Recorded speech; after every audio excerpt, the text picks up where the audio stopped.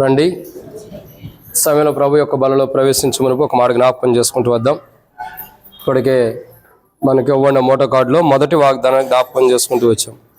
ఏంటి ఆ మొదటి వాగ్దానం?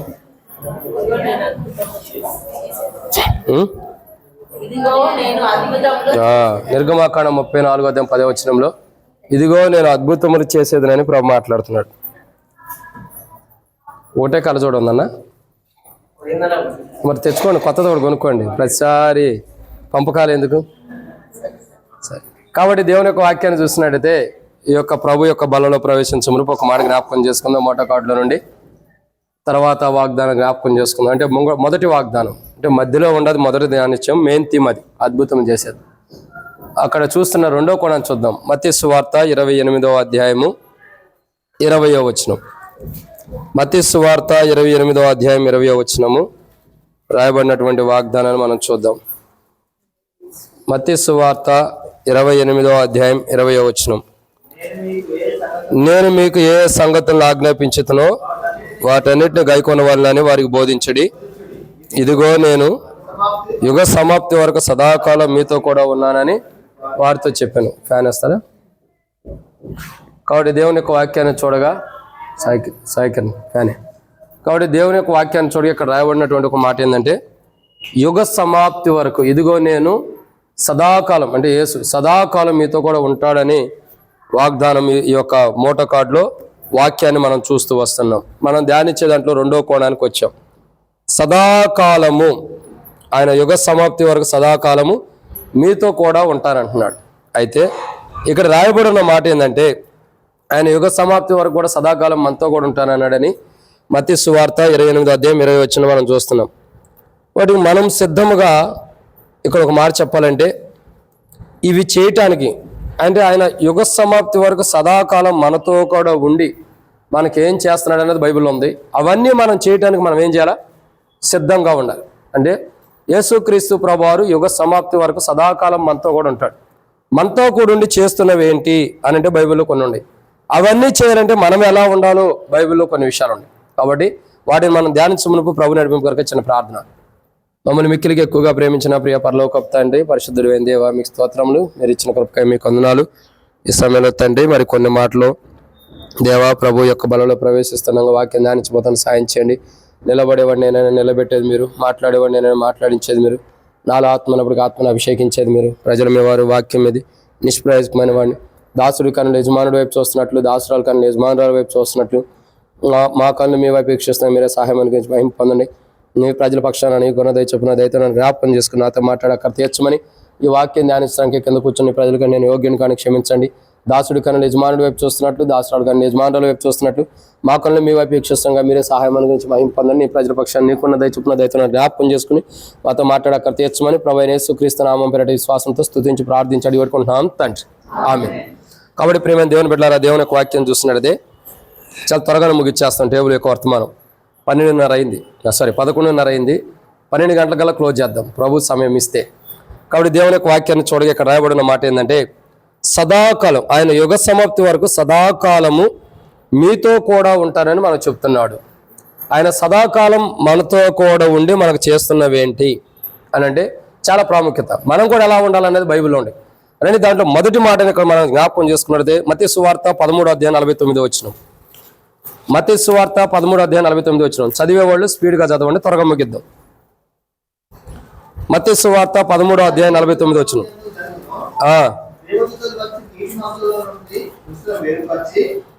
మత్తయి సువార్త 13 చదవండి అన్న, 49.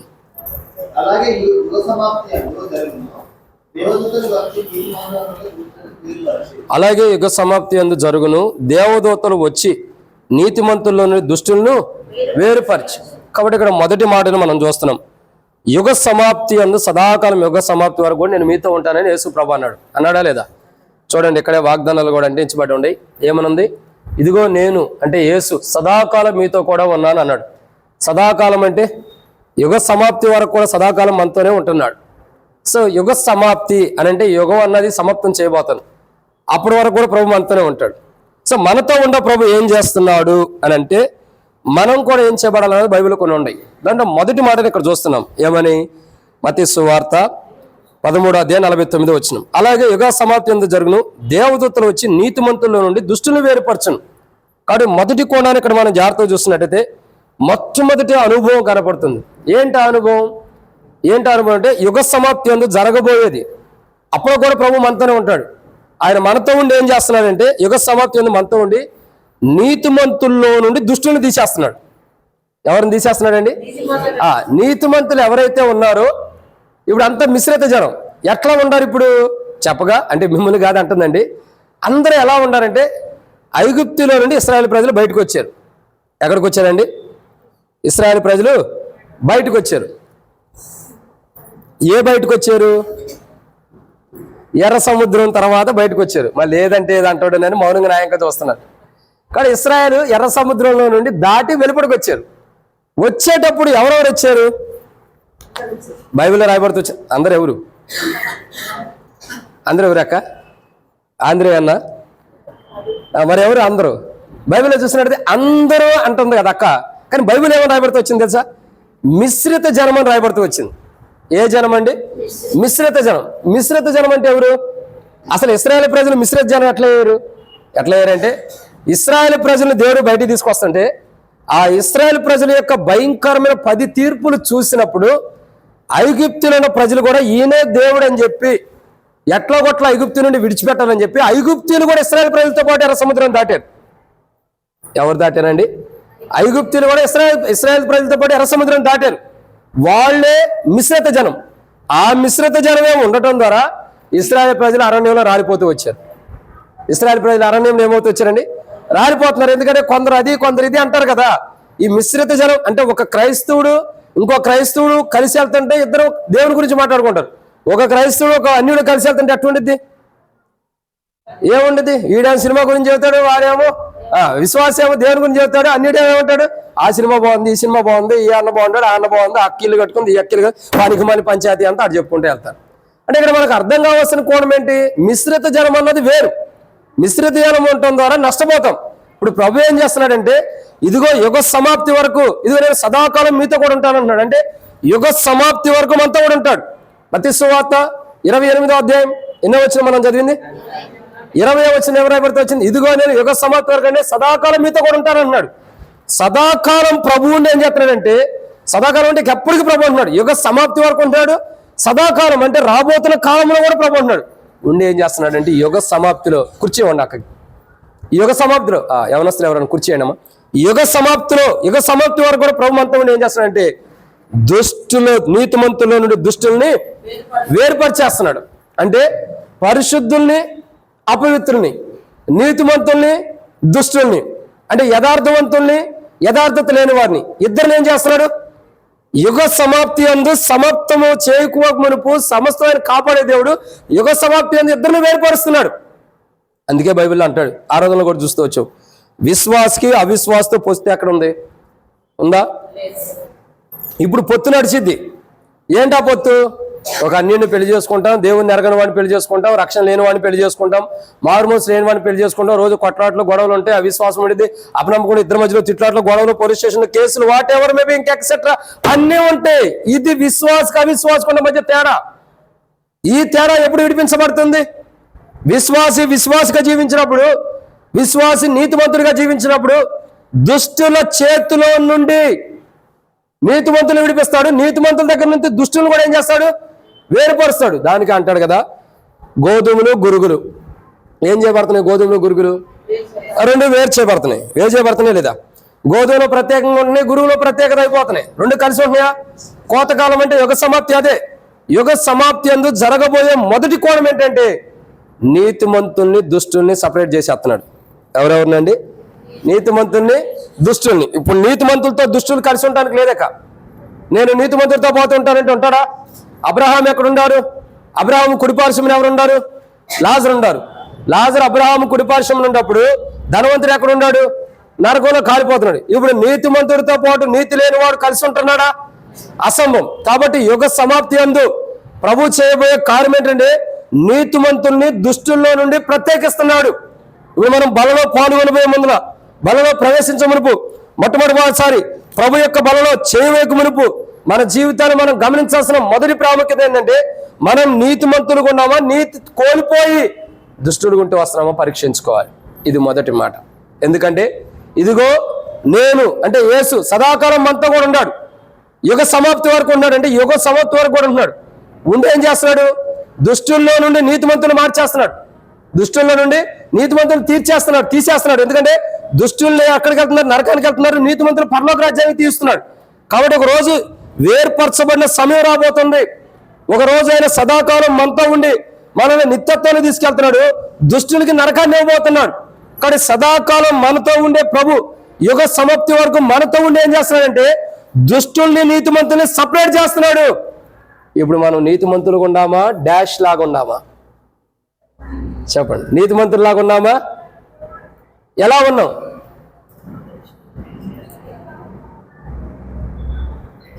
ఏంటక్క పెద్ద పని ఉండి వచ్చావు? అక్క సండే స్కూల్ బాగాలేదా? విలువమ్మా, సండే స్కూల్ సరిగ్గా చదవట్లేదు అక్క, చెప్పు. చక్కగా అక్కడి నుంచి ఇక్కడ పరిగెట్టుకుంటూ వచ్చేసావు, బలలో పాల్గొనేదేమో లేని. సరే, దేవుని యొక్క వాక్యాన్ని చూడగారా. మొదటి మాట ఏంటి? దుష్టుల్లో నీతిమంతుల్లో నుంచి దుష్టులు వేర్పరచబడబోతున్నారు. అదే అంటాడు, యుగ సమాప్తి వరకు నేను మీతో కూడా ఉండి మీలో ఉన్న దుష్టుల్ని మీలో నుండి అంటే నీతిమంతుల్లో నుండి దుష్టుల్ని ప్రత్యేకిస్తున్నాను. ఒకవేళ మనం నీతిమంతులుగా ఉంటే ధన్యులం, నీతిమంతులుగా వల్ల పాల్గొంటే ధన్యులం. నీతిమంతులుగా లేకుండా దుష్టత్వం కలిగి దుష్టుని యొక్క సావాసం కలిగి ప్రభు యొక్క బలలో పాల్గొంటే ఒక రోజు ప్రభు ఏర్పరచబడినప్పుడు దుష్టత్వంలో నుండి నరకానికి వెళ్ళబోతున్నాం. ఇది మొదటి మాట. ఎలాంటి మాట అండి ఇది? మొదటిది, యుగ సమాప్తి వరకు మనతో సదాకాలం మనతో ఉండి ఏం చేస్తున్నాడంటే ఈ యుగ సమాప్తి వరకు ఉండాలి, సదాకాలం కూడా మనతో ఉన్నాడు. సదాకాలం అంటే ఎన్నటన్నిటికీ మనతో ఉన్నాడు. ఆయన ఎన్నటన్నిటికీ మనతో ఉండడానికి యుగ సమాప్తికి ఏం చేయబోతున్నాడంటే మనలో ఉన్న దుష్టత్వాన్ని తీసివేసి నీతిమంతులను సపరేట్ చేస్తున్నాడు, దుష్టులను సపరేట్ చేస్తున్నాడు. ఏమైనా నీతిమంతులుగా బల్లో పాల్గొంటామా, దుష్టులుగా పాల్గొంటాం? చాయిస్ ఎవరు? నాది కాదు ఆప్షన్. ఎవరిది ఆప్షను? నేను మీకు ఆప్షన్ ఇవ్వట్లా, మీదే ఆప్షను. దుష్టత్వం కలిగి బలలో పాల్గొంటారా? సదాకాలం ప్రభు నీతో ఉండాలంటే నువ్వు నీతిమంతుడిగా ఉండాలి. ఆ నీతి కలిగిన వారికి ఉండటం కొరకు ఆయన కలవరసిలో ప్రాణం పెట్టి చనిపోయి తిరిగి లేచాడు. బైబిల్లో రాయబడుతుంది.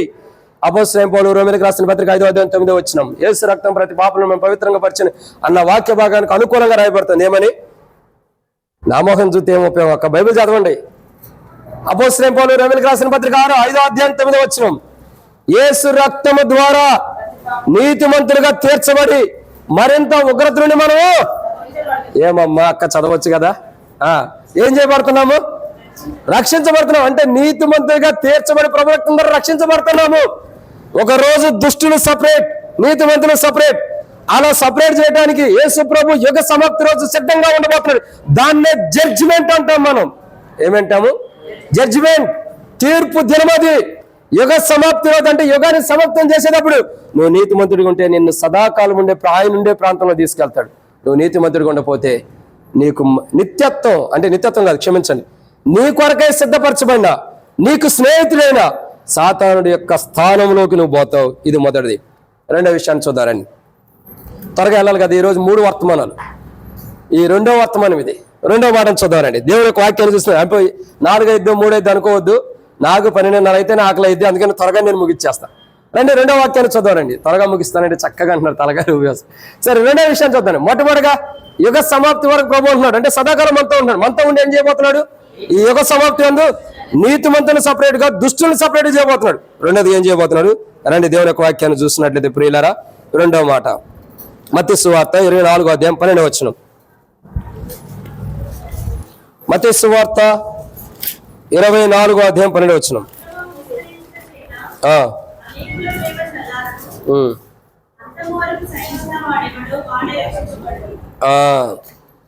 అంతం వరకు 24:12 కదా అక్కడ చదివింది. మంచివాళ్ళు ఏమని రాయబడుతూ వచ్చిందండి? అక్రమము విస్తరించుట చేత అనేకులు ప్రేమ. ఇది గుర్తుపెట్టుకోండి బాగా. యుగ సమాప్తి అంటే సదాకాలం మనతో ఉండబోతున్నాడు. అంటే అప్పటికి ఈ యుగ సమాప్తి అప్పుడు ప్రభు ఏం చేయబోతున్నాడు అంటే సదాకాలం ఉండే ప్రభు ఒకటి నీతిమంతుల నుండి దుష్టులను సపరేట్ చేస్తున్నాడు. రెండోది ఏం చేస్తున్నాడంటే ప్రేమ కలిగిన వారిలో నుండి అక్రమం విస్తరించిన వారిని తీసేస్తున్నాడు. ఎవరినండి? ప్రేమ కలిగిన వారిలో నుండి అక్రమం విస్తరించిన వారిని దూరం చేస్తున్నాడు. అంటే అక్రమం విస్తరించడం చేత అనేకులు ఏం చల్లారిపోయింది? ఇప్పుడు ఆ ప్రేమ చల్లారిపోబెట్టే కదా మనకింత నష్టాలు. అక్రమం విస్తరించడం చేత అనేకులు ప్రేమ చల్లారిపోయింది.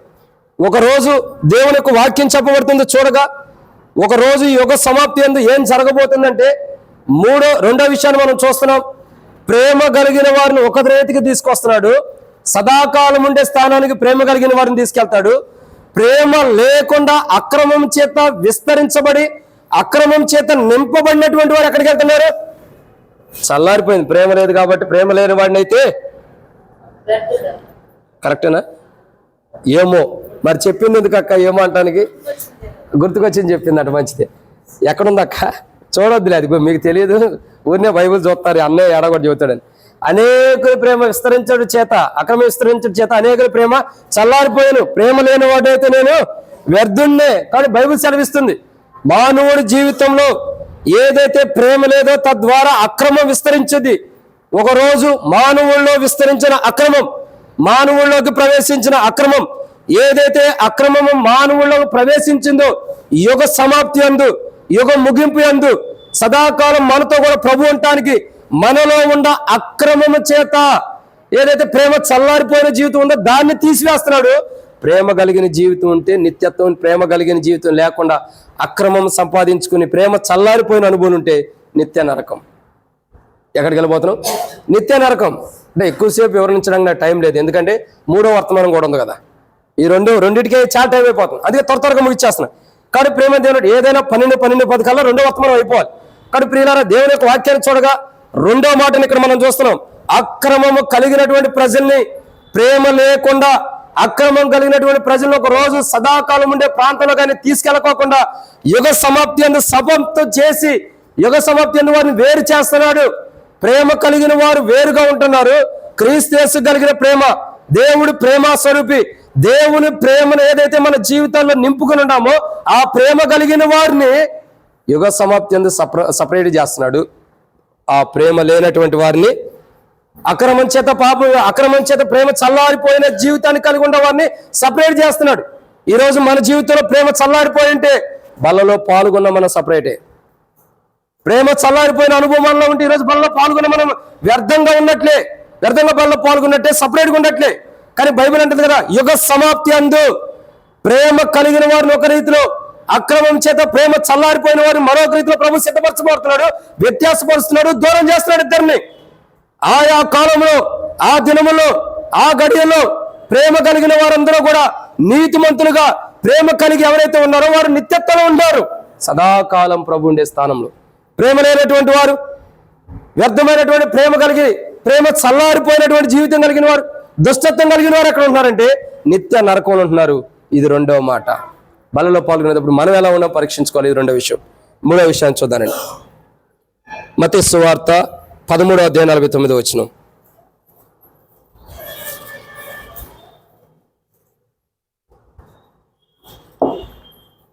మత్తయి సువార్త 13:49. అలాగే యుగ సమాప్తి యందు జరుగును, దేవదూతలు వచ్చి నీతిమంతుల్లో నుండి దుష్టులను. ఇప్పుడు దీనికి అర్థం ఏంటి తెలుసు? ఇంకో మాట, మంచివారిలో నుండి చెడ్డవారిని తీసేస్తున్నాడంట. ఏం చేస్తున్నారండి? మంచి వాళ్ళలో నుండి చెడ్డవారిని తీసేస్తున్నాడంట. నేను మళ్ళా ప్రకటన చేస్తాను, కొత్త సంవత్సరంలో కూడా గుర్తుపెట్టుకోండి. పోయినసారి 31st నైట్ వచ్చిన ఆయన 30-35 సార్లు ఒక మాట అనౌన్స్మెంట్ చేశాడు. ఏంటి చెప్పండి? అలా ఆయన చెప్పిన వాక్యం ఏమైనా గుర్తుందా? మళ్ళీ పుస్తకాలు చూసుకోవాలా? దాదాపు 30 సార్లు దాకా ప్రకటన చేస్తూ వచ్చాడు. ఏమని?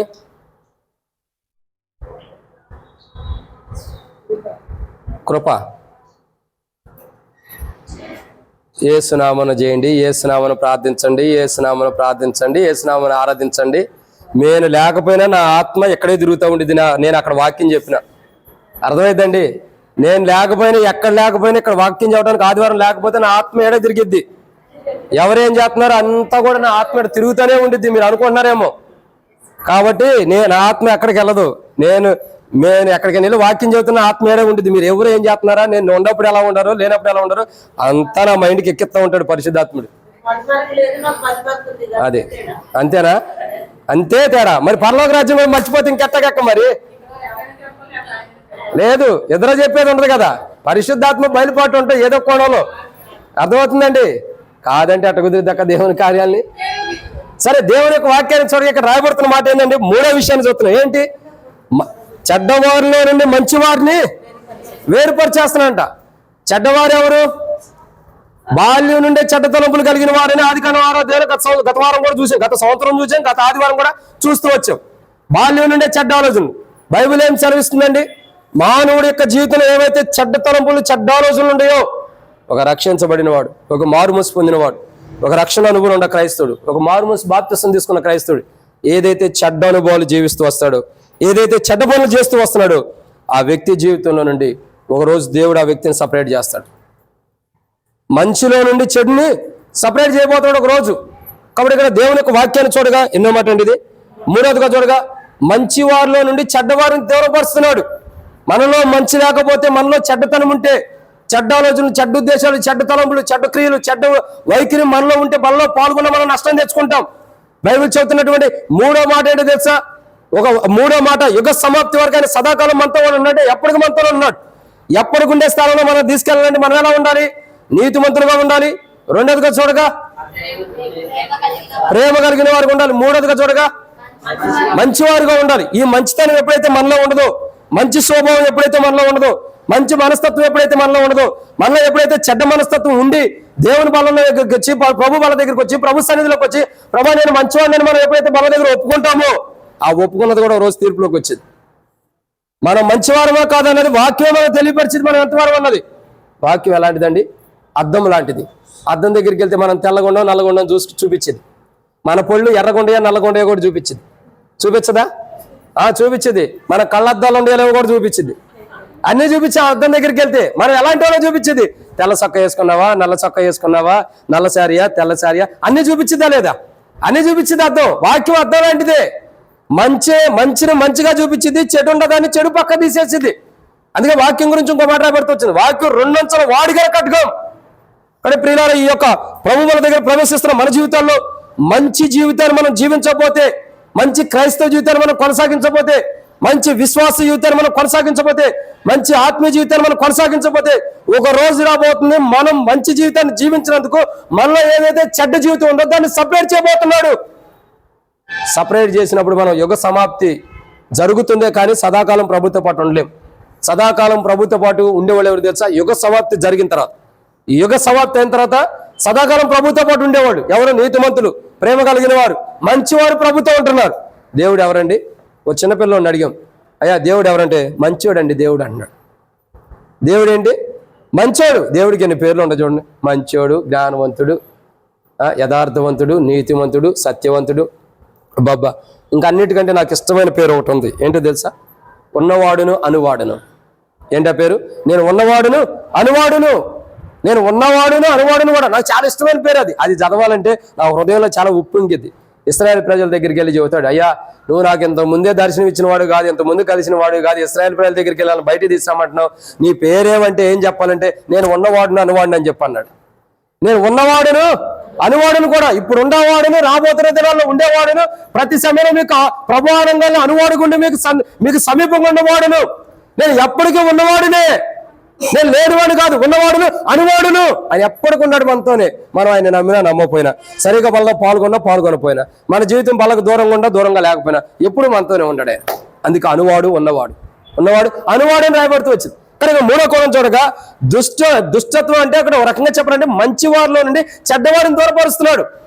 నీతివంతులు అంటే మంచి స్థితిలో ఉన్న వారిలో నుండి చెడ్డదాన్ని దూరపరిచేస్తున్నాడు. ఒకటి నీతివంతుల నుండి చెడ్డవారిని దూరపరుస్తున్నాడు. ప్రేమ కలిగిన వారి నుండి ప్రేమ చల్లారిపోయిన వారిని దూరపరుస్తున్నాడు.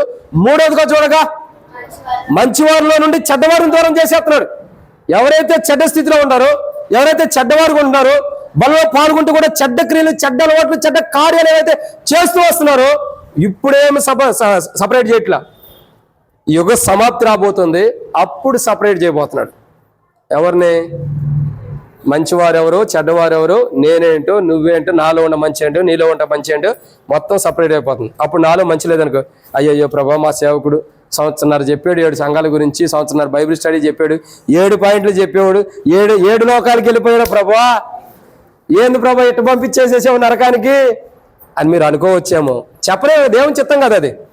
ప్రభు అనుమతిస్తున్నా. భక్త్ సింగ్ గారు ఏమన్నాడు 100 సార్లు బైబిల్ చదివిన తర్వాత ఒక వ్యక్తి అడిగాడు, నాలాంటి తెలివి తక్కువ వచ్చి, భక్త్ సింగ్ గారు ఏమనయ్యా 100 సార్లు బైబిల్ చదివే కదా నువ్వు పరలోకానికి వెళ్తావా అంటే, నా దేవుని చిత్తం అయితే వెళ్తానన్నాడు. ఎవరు మాట్లాడగలుగుతాడు? ఇంకా ఏమన్నాడు? మనం మాట్లాడతాం ఏమని అంటే, నువ్వు వెళ్ళలేవు అయితే నీకు డౌటే, నువ్వు దేవుని మందిరానికి వెళ్తావు లేదు, పరలోకానికి వెళ్తావు లేదు మనం అంటాం. ఏమన్నాడు? దేవుని చిత్తం అయితే. అవును, ఇంత సేవ చేసిన తర్వాత మోషే ఏం చేశాడు? మోషే ఎంత పరిచయం చేశాడు, ఎన్నో అద్భుతాలు చేశాడు ఐగుప్తులో. ఫరోకు బుద్ధి చెప్పినవాడు మోషే. మోషే అహరోనుకి దేవుడిగా ఉన్నాడు. అంత గొప్ప మోషే. మోషే నువ్వు కానాన్ని చూస్తావు కానీ ప్రవేశించలేవు, చూడిపో అని చెప్పాడు. అవునా కదా? చూశాడు, ప్రభా బాగుంది, ఇక అంతే.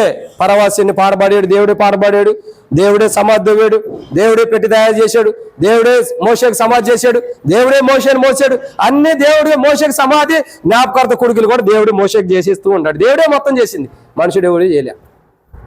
మోషేకి అన్ని చేసింది దేవుడే. చచ్చిపోయినప్పుడు సమాధి ఎవరు దేవారు? దేవుడే. పెట్టి ఎవరు తయారు చేశాడు? దేవుడే. సుగంధ ద్రవ్యంతో సిద్ధపరిచింది ఎవరు?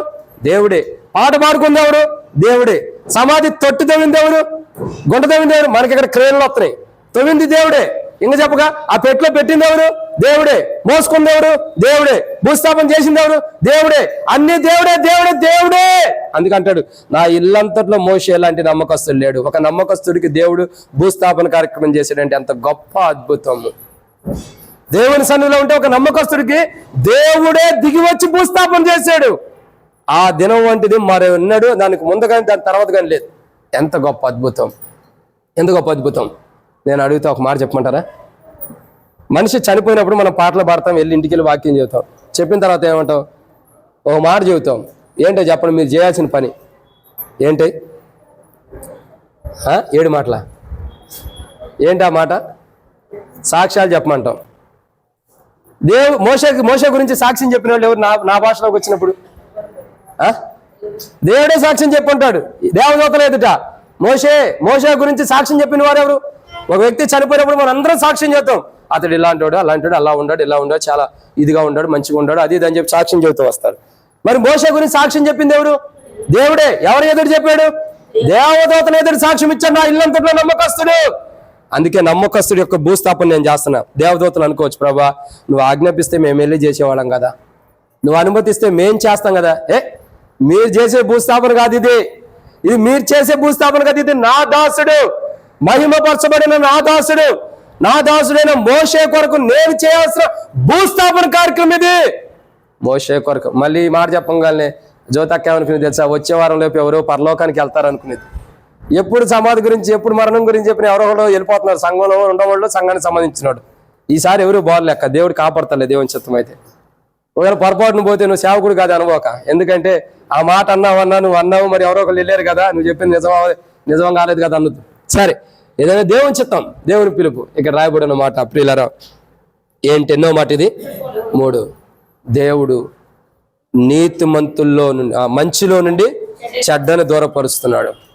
అలా దూరపరచడం కొరకు ఆయన శిలువలో మరణించాడు. ఒకరోజు మన జీవితాల్లో ఒకానొక సందర్భంలో మనలో చెడ్డుంటే, ఒకరోజు ప్రభు యుగ సమాప్తి వరకు సదాకాలం ఉండే ప్రభు సదాకాలం ఉండే స్థానంలోకి మనం తీసుకెళ్ళడు. ఈ యుగ సమాప్తిలోనే మనకు కూడా సమాప్తం ఇస్తాడు. మనం నీతిమంతులుగా లేకపోయినా, మనలో ప్రేమ లేకపోయినా, ఇంకా చూడగా మనలో మంచి లేకపోయినా మనకి యుగంతోనే సమాప్తం చేస్తాడు. ఇంకొక యుగంలో కంటే ప్రభు యొక్క యుగంలోకి, సదాకాలం ఉండే యుగంలోకి తీసుకెళ్ళడు. అలా తీసుకెళ్లాలంటే మనం బల్ల దగ్గరకు వచ్చి సరి చేసుకోవాలి. ఇది ఎన్నో మాట? 3. 4వ విషయం చూద్దానండి. అబ్బో టైం చాలా అయిపోయింది. త్వరగా ఆ ఫోన్లు స్విచ్, అందరి ఫోన్లు సైలెంట్లో పెట్టండి, స్విచ్ ఆఫ్లో పెట్టేసండి. ప్రతి ఆదివారం మ్యూజిక్. మన మందిరంలో కీబోర్డ్ లేదు, మీ ఫోన్లో మ్యూజిక్లు అయిపోతున్నాయి. అందరూ ఫోన్లు ఏం చేయాలా? స్విచ్ ఆఫ్ చేయండి ప్రతి ఒక్కరు కూడా. మళ్ళీ ఇంకోసారి మోగిందంటే మీరు మందిరాన్ని సమర్పించుకోవాలి మీ ఫోన్, అంతేక ఇంకా అంతమించలేదు. 4వ మాట మత్తయి సువార్త 13వ అధ్యాయం 43వ వచనం. మత్తయి సువార్త 13వ అధ్యాయం 43వ వచనం. అప్పుడు నీతిమంతులు తమ తండ్రి రాజ్యంలో సూర్యుని వలె కాబట్టి చాలండి. కాబట్టి ఇక్కడ రాయబడుతున్న ఎన్నో మాట అండి ఇది 4 యుగ సమాప్తి అందు చెప్పే కదా 12:10 కల్లా మీటింగ్ అయిపోవాలి. ఇది ఏబుల్ వర్తమానం యుగ సమాప్తి వరకు ఏం జరగబోతుందండి? యుగ సమాప్తి ఇదిగో నేను సదాకాలం మీతో కూడా ఉన్నానండి. సదాకాలం అంటే యుగ సమాప్తి వరకు ఉంటున్నాడు, సదాకాలం కూడా మనతో ఉంటున్నాడు. యుగ సమాప్తిలో ఏం జరగబోతుంది? ఆ తర్వాతే సదాకాలం ఉంది. యుగ సమాప్తిలో ఏం జరగబోతుంది? సదాకాలం అంటే ఇప్పుడు ఉంది, ఆ తర్వాత కూడా ఉంది. యుగ సమాప్తిలో ఏం జరగబోతుంది? మొట్టమొదటిగా నీతిమంతుల్లో నుండి దుష్టులు వేరైపోతున్నారు. 2 ప్రేమ లేని వారిలో నుండి ప్రేమ కలిగిన వారిలో నుండి ప్రేమ లేని వారు వేరైపోతున్నారు. 3 మంచిలో నుండి చెడ్డ వేరైపోతుంది, చెడ్డవారు. 4వదిగా చూడగా సూర్యుని వలె తండ్రి రాజ్యంలో మనం ఎలా ఉండబోతున్నాం? తేజరిల్లుతున్నాం. చదవండి, అక్కడ చూసి చెప్పండి. మత్తయి సువార్త 13:43 అప్పుడు నీతిమంతులు తమ తండ్రి రాజ్యంలో ఏ రాజ్యంలో ఉంటున్నారండి? సరిగ్గా చూసి చదువు అక్క. దేవుని రాజ్యం అంటావు ఏంటి అక్క? జ్యోతి అక్క, మరి దేవుని రాజ్యం అంటావు? అది చెప్పు. దేవుని రాజ్యమేలే ఖచ్చితంగా. నువ్వు కానీ నాకు అక్కడ 31st నైట్ ఉన్నట్టయితే అక్కడ 6:30 అయింది మామూలుగా. 31st నైట్ వాచ్ నైట్ మాకు అయ్యేది ఖచ్చితంగా మార్నింగ్ 8-9 అయ్యేది. జ్యోతక్క లాంటి వాళ్ళు ఉండాలి. ఎందుకంటే ఒక సంతోషం చెప్పే వాక్యం ఏమైందంటే మైండ్ టైడ్ అయిపోయినట్టుండేది. అప్పుడు తప్పు చెప్పినా ఒప్పు చెప్పినా కత్తి నవ్వుకోవటానికో కత్తి మీ వైపు మైండ్ డైవర్ట్ అవ్వటానికో సంతోషంగా, తప్పు కాదు. మీరు దేవుని రాజ్యం అన్నారులేండి, తండ్రి రాజ్యం ఏదైనా ఒకటేలే. సరే ఇక్కడ రెండో ఒకటే వాక్యం మీరు చెప్పండి. కాబట్టి దేవుని యొక్క వాక్యాన్ని చూడగా ఎన్నో మాట ఇది? 4వ మాట. దేవుని యొక్క వాక్యం ఏమని చెబుతుందంటే 4వ విషయం మీతో ఇదిగో నేను అంటే యేసు సదాకాలం మనతో ఉంటాడన్నాడు. అంటే యుగ సమాప్తి నుండి కాపాడి సదాకాలం మనతో ఉండబోతున్నాడు. యుగ సమాప్తిలో నీతిమంతుల్ని దుష్టుని వేరు చేస్తున్నాడు. తర్వాత ప్రేమ కలిగిన వారిని ప్రేమ లేని వారిని వేరు చేస్తున్నాడు. తర్వాత చూడగా మంచి వారిని చెడ్డవారిని వేరు చేస్తున్నాడు. తర్వాత చూడగా ఇక్కడ ఏం జరుగుతుందండి? నీతిమంతులు తమ తండ్రి రాజ్యంలో ఉంటున్నారు. ఏం చేస్తున్నారు నీతిమంతులు? తండ్రి రాజ్యంలో. ఈ వేరుపరచడం జరిగిన తర్వాత జరిగే కార్యక్రమం ఏంటంటే నీతిమంతుల యొక్క జీవితంలో తమ తండ్రి రాజ్యంలో ఉన్నారు. ఇప్పుడు భూమి మీద మనం అందరం అంటాం, నేను ఎప్పుడూ చెబుతూ వచ్చా, మన తండ్రి ఎవరు? సహజంగా మన తండ్రి ఎవరు అంటే ఏం చెబుతాం? భౌతికమైన వారి గురించి చెబుతాం. కానీ బైబిల్ చెప్పేటటువంటి మాట ఏంటో తెలుసా? దేవుని వాక్యం చెప్పేటటువంటి ఒక మాట ఏంటో తెలుసా? మన తండ్రి ఉన్నాడంట. ఇక్కడ రాయబడుతున్న ఏంటి? తమ తండ్రి రాజ్యంలో సూర్యుని వలె తేజరిల్లుతారు. కాబట్టి ఒక రోజు, ఒక సమయము, ఒక కాలము, ఒక ముగింపు రాబోతుంది. యుగ సమాప్తి అందు ఏం జరగబోతుందంటే మనము తండ్రి రాజ్యంలో ఈ యుగ సమాప్తి అయిన తర్వాత తేజరిల్లుతాము. అదే రాయబడుతూ వచ్చిన కీర్తన యెషయా గ్రంథం 60:1 లెమ్ము తెజరిల్లుము, యెహోవా మహిమ నీ మీద ఉదయించును, కటిక చీకటి నీ మీద. కటిక చీకటి ఉదయిస్తుందా? ఏ రాజ్యంలో ఉండారక్క? యెషయా గ్రంథం 60:1 ఒక్క వారం లేకపోయేదానికి అందరూ డైవర్ట్ అయిపోయినట్టు ఉండదు. చదువక్క. నీకు వెలుగు వచ్చినది, లెమ్ము తేజరిల్లుము, యెహోవా మహిమ నీ మీద ఉదయించును, చూడుము భూమిని చీకటి కమ్ముచున్నది. చాలక్క చూడండి. తేజరిల్లుము. తేజరిల్లే అనుభవం లేని వాళ్ళు ఎలా ఉంటారు? ఏం శాంసన్ ఎక్కడికి బయలుదేరేవోయా? దాయిరా కూర్చో. ఎక్కడికి? ఇక్కడికి రమ్మని శాలెం. కాబట్టి దేవుని యొక్క వాక్యాన్ని చూడగా బైబిల్ ఏమని రాయబడుతూ వచ్చిందండి? తేజరిల్లుతారు. ఎలా ఉంటారు? లేమో తేజరిల్లు మన బైబిల్ రాయబడుతూ వచ్చింది. నీతిమంతుల యొక్క జీవితాన్ని చూస్తున్నాం. యుగ సమాప్తి అందు ఏం జరగబోతుందంటే సదాకాలం ఉండే ప్రాంతంలో నీతిమంతులు మనం ప్రవేశించి ఎలా ఉంటున్నాం? తేజరిల్లబోతున్నాం. అంటే చీకటి అన్నది మనలో లేదు. ఆ రోజు ఏం జరుగుతుందండి? ఇప్పుడు మనలో ఉన్న చీకటి మనం వేరు చేసుకోకపోతే ఒక రోజు ప్రభు మనల్ని వేరు చేస్తాడు. తేజరిల్లాలంటే ప్రకాశించే వారికి ఉండాలంటే ఏం జరుగుతుంది? యెషయా గ్రంథం 60:2 చూడగా భూమి కటిక చీకటి కమ్ముతుందంట. తేజరిల్లే వారి మీదకి ఏమొస్తుంది? చీకటి ప్రకాశిస్తుంది. తేజరిల్లే అనుభవం ఉండే వారిలో చీకటి ఉండదు ఒక రకంగా చెప్పాలంటే. కాబట్టి నూతనమైన అనుభవాలు, కొత్త అనుభవాలు, మనం సదాకాలం ఉండే ప్రాంతానికి వెళ్ళాలంటే, సదాకాలం ప్రభు మనతో ఉండే ఆయన సదాకాలం ఉండే ప్రాంతాన్ని మనం తీసుకెళ్లాలంటే ఈ యుగ సమాప్తి వరకు కూడా మనం ఎలా ఉండాలంటే తేజరిల్లే వారికి ఉండాలి. తేజరిల్లటం అంటే ప్రకాశించేవారిగా, దేవుని యొక్క మహిమతో, దేవుని యొక్క వెలుగుతో, దేవుని యొక్క తేజస్తో ప్రకాశించేవారికి ఉండాలి. ఎలా ఉండాలి? ఎప్పుడైతే అలా ప్రకాశించేవారికి ఉంటామో తండ్రి రాజ్యంలో సదాకాలం ఉంటాం. ఎక్కడ ఉంటాం? మన తండ్రి రాజ్యంలో మనకు పరమందు ఏ తండ్రి అయితే ఉన్నాడు, ఏ తండ్రి అయితే ఆకాశం మహాకాశం పట్టజాల గొప్ప తండ్రిగా ఉంటూ వచ్చాడు, ఏ తండ్రి అయితే తన కుమారుని లోకాన్ని పంపించి మన కొరకే సిలువ వేయటాన్ని కూడా వెనక తిరిగి ఆలోచించలేదు, ఆ పరలోకపు తండ్రి యొక్క రాజ్యంలో సదాకాలం ఉంటాం మనం.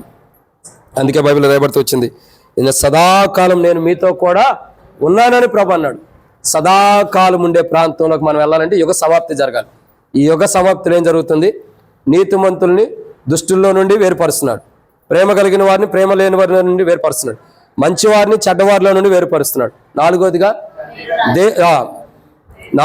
చూడగా తేజరిల్లటం అంటే ప్రకాశించే వారిని చీకటి కలిగిన వారిని వేరుపరుస్తున్నాడు. ఏం చేస్తున్నాడండి? ప్రకాశించే వారిని చీకటి కలిగిన వారిని ఇద్దరిని వేరుపరుస్తున్నాడు. ఏమంటాడు?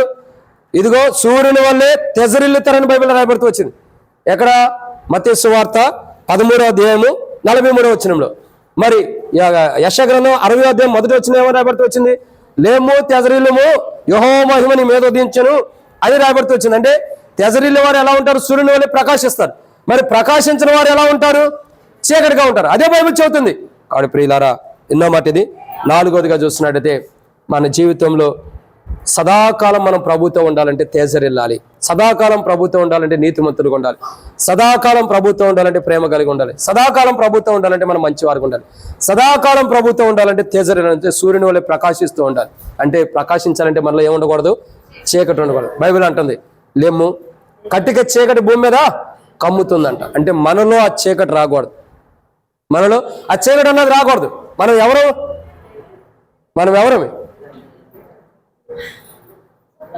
మనం ఎవరమంటే వెలుగు సంబంధులు. ప్రభు బైబిల్లో రాయబడుతూ వచ్చింది కదా, రాయబడుతుందా లేదా? యోహాను సువార్తల ప్రాంతంలో చూసినట్టే మనం వెలుగు సంబంధం, చీకటి సంబంధం కాదు. మనం చీకటి వేరు, వెలుగు వేరు.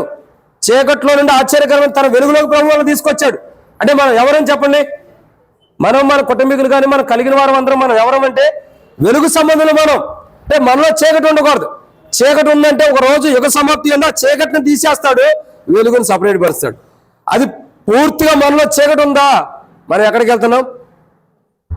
యుగ సమాప్తి అందు గురుగులు ఎక్కడైతే బోగేసి కాల్చివేయబడుతుందో అక్కడికి వెళ్ళిపోతాం. కాబట్టి మన జీవితాలు ఎలా ఉండాలండి? సూర్యుని వల్లే తెజరిల్లుతూ ఉండాలి. అసలు మనం ఎలాంటి వాళ్ళని తెలుసా? ఎలాంటి వారు? సూర్యుని ఎప్పుడైనా చూసారా? చూడలేదక్క, జ్యోతక్క. మరి చూడలేదంటావు ఏంటక్క?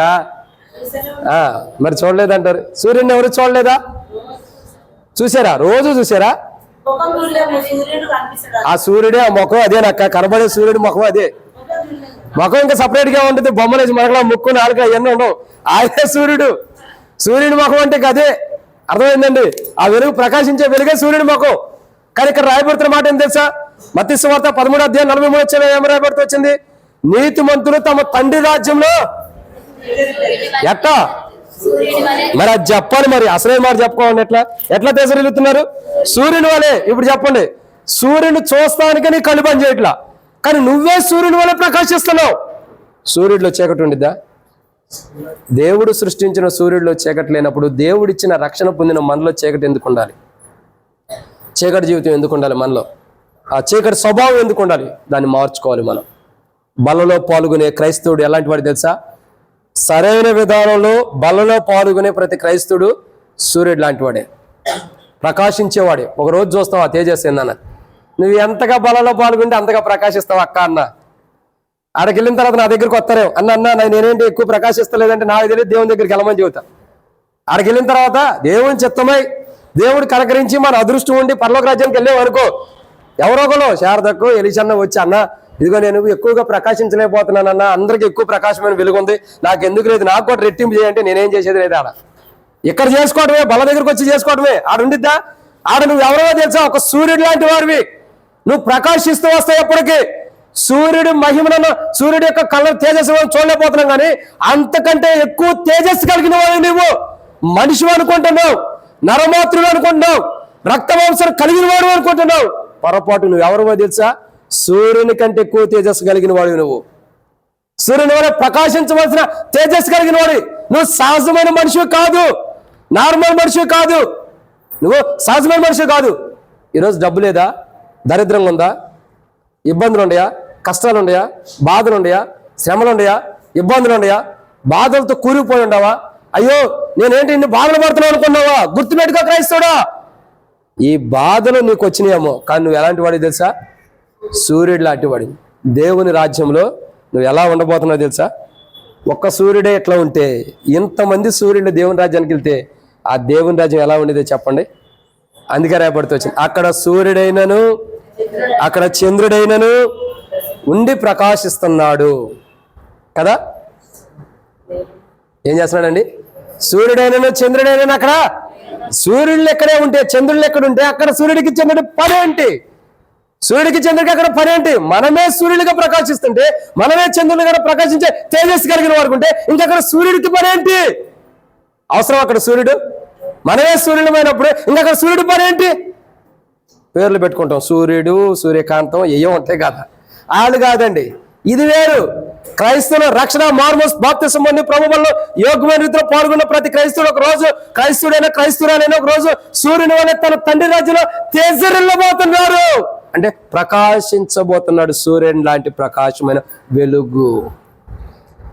ఎంత గొప్ప ధన్యత ఇవ్వబోతున్నాడు ప్రభు. చూడండి, సదాకాలం మనతో ఉండి, అందుకే ఈ యుగ సమాప్తి అందు ఏం చేయబోతున్నాడు? చీకటిని వెలుగుని వేరుపరుస్తున్నాడు. ఆ వెలుగు కలిగిన వారే సదాకాలం తేజరిల్లుతారు. ఇదన్నమాట. 4 5వ విషయాన్ని చూద్దారండి. మత్తయి సువార్త 24:6